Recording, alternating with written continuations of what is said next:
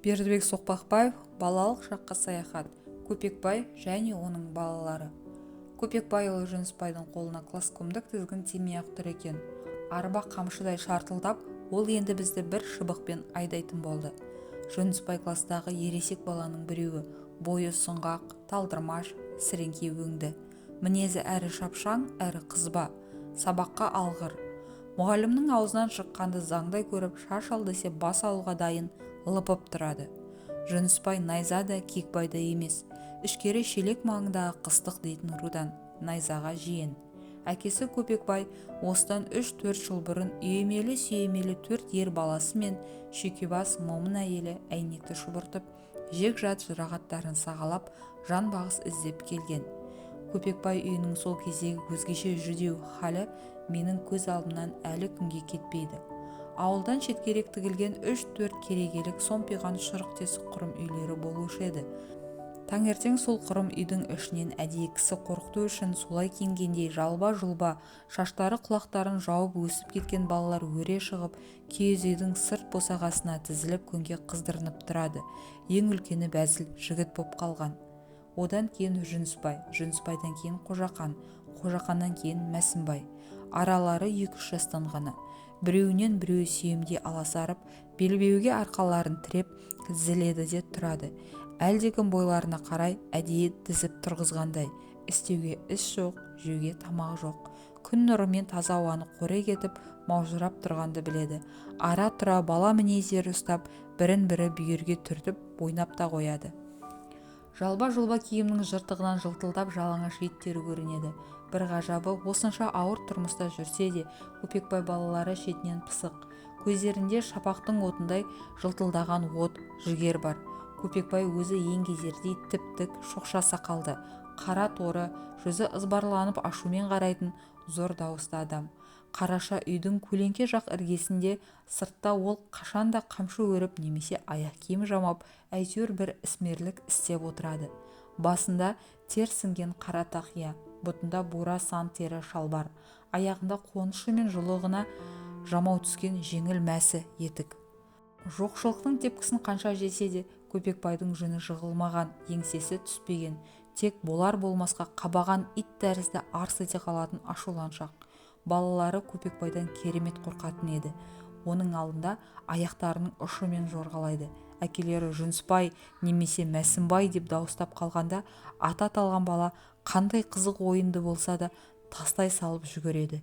Әкелерін 2-ші рет дауыстатқызбайды. 2-ші рет дауыстаса, одан әрі арқаны осып-осып түсетін қамшы даяр тұратын олар жақсы біледі. Көпекбай өте-мөте әйеліне қатал еді. Тұрмыстың зардабына деген ашуын содан алмақ болғандай, шүйкебас момын әйнекті кейде ол үйден қуалап сабайды. Қолына не ілінсе сонымен ұрады.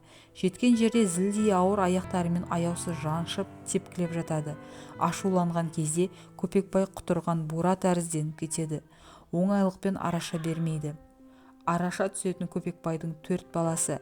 Әлжуаз байғұс шешемізді біржолата өлтіріп қоймасын дегенде олар шыр-шыр етеді. Көпекбайдың қолына аяғына жармасады. Бір уыс әлсіз әйнекті өздерінің сәби денелерімен бүркейді. Аяулы аналарына жан аямай пана болып, ол үшін басы көздерін Көпекбайдың аяусыз қатты соққысына тосады. 2 көзі қанталап құтырған бура ештеңеге қарамайды. 4 баланы 4 жаққа допша лақтырып, әйелін мылжалап сабай береді. Таяққа көміс болып алған әйнек өлмейді де мертікпейді. Артынан басы көзі көкала болып түрегеп үй шаруасын істеп жүреді. 3 бұтты ошақ темірге қара шәугімді асып, Көпекбайға шай қайнатып береді. Әңгіме тұжырымды болу үшін уақыттан 7-8 жылдай алға озып, Көпекбай семьясының кейінгі тағдыры жайлы айта кетейін. Кейін заман оңала бастағанда Көпекбай балалары шеттерінен жігерлі, қасқыр жігіттер болып ер жетті.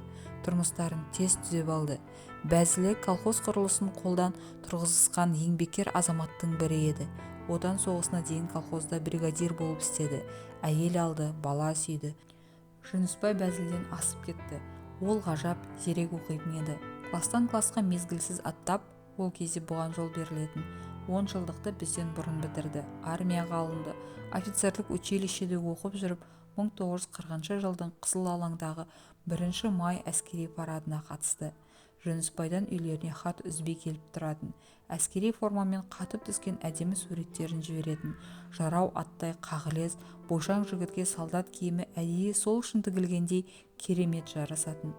Әлгі суреттерді бүкіл ауыл болып тамашалап көретін едік. Көпекбайдың үшінші ұлы Қожақан. Жас жағынан менімен шамалас. Оның өнер қабілеті екі ағасының екеуінен де артық еді. Сабақты озат оқумен қабат, талантты музыкант болатын. Домбыраны жас кезінен безілдетіп тартатын. Домбыраны және өзі жасап алатын. Музыка аспаптарының қай түрін де Қожақан өздігінен меңгеріп түпеп әкететін. Қыс бозбалақ кешқұрым Қожақанның маңына жиналатын. 1940 жылы Қожақан Алматы педучилищесіне оқуға түседі.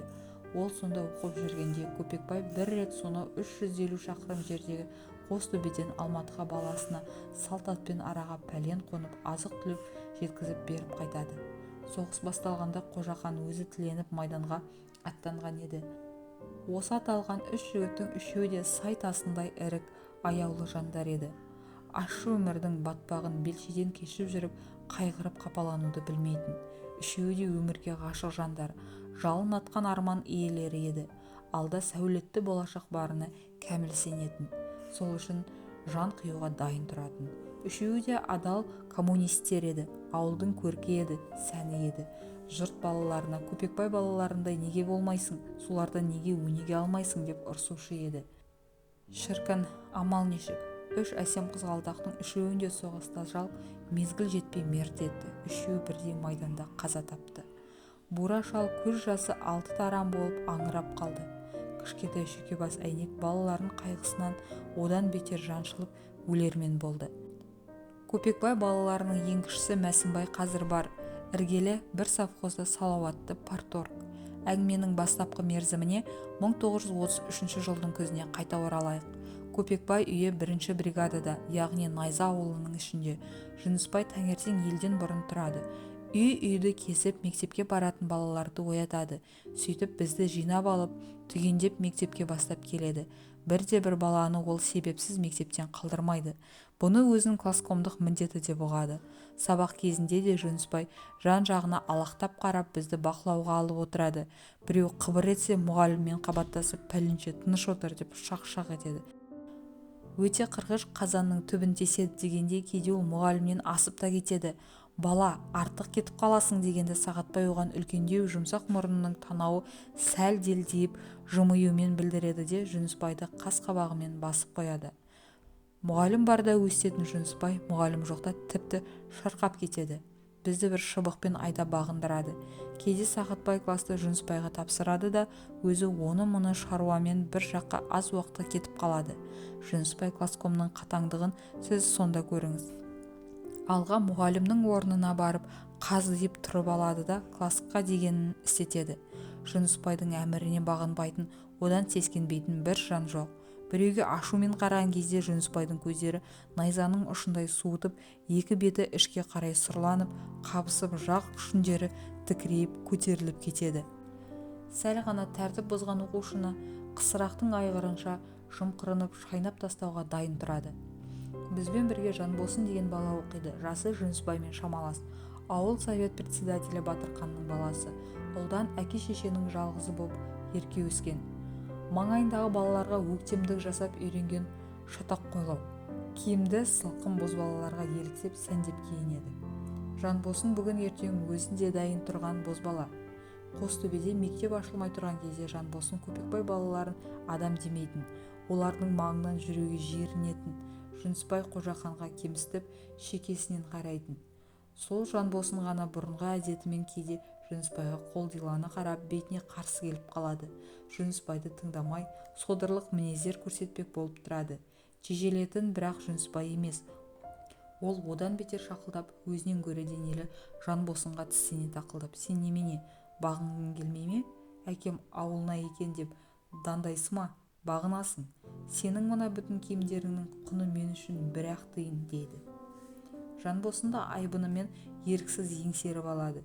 Жүнісбай өжеттің өжеті еді. Ешкімнен қорықпайтын да қаймықпайтын. Алдына әзірейілі келіп тұрса да қасқайып айылын жимай сөйлесетін. Сабақтан, мектептен тыс уақытта біз мұғалімді ұмытуға барамыз. ал Жүнісбайды ұмыта алмаймыз. Қайда жүрсек те Жүнісбай ойымызда жүреді.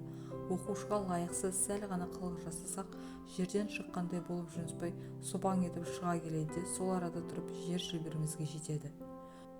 Бүкіл Қостөбеде Жүнісбайдың көрмейтін, білмейтіні болмайды. Бала біз түгіл Жүнісбайдан үлкендер қаймығатын еді. Біреудің бір арқа шөп әкеле жатқанын көрсе, ол тергемей жібермейді.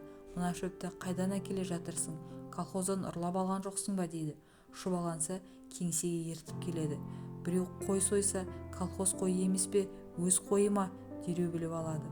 Жүнісбайды анадайдан көрген жұрт Көпекбайдың осы баласы өскенде не болар екен, қырар біреуді қырар деп жағаларын ұстайды.